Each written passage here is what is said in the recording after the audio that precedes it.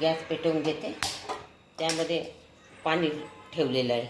मी शेवयाची खीर करणार आहे. त्यामध्ये पाणी उकळायला ठेवलं. पाणी उकळलेलं आहे. हा शेवया मी त्यामध्ये टाकून घेते आणि वाफवून घेते थोड्या. आणि यामध्ये मी चाळणीमध्ये काढून घेते.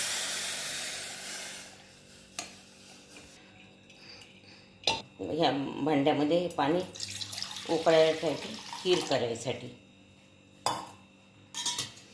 एवढं पाणी ठेवते मी.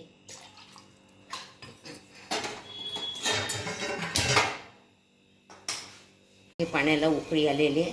त्यामध्ये हे शेवया उकडलेल्या घालून घेते. आता शेवया शिजलेलं आहे. त्यामध्ये मी हे दूध घालून घेते. दूध थोडं उकळलं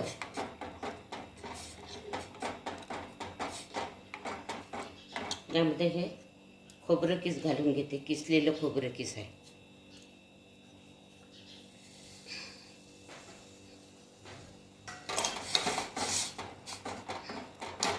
हा काजू किसमिस हा सगळा मेवा आहे त्यामध्ये आहे. त्यामध्ये घालून घेते.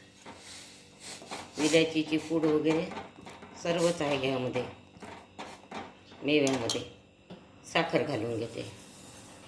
जास्त गोड जास्त नाही चालत.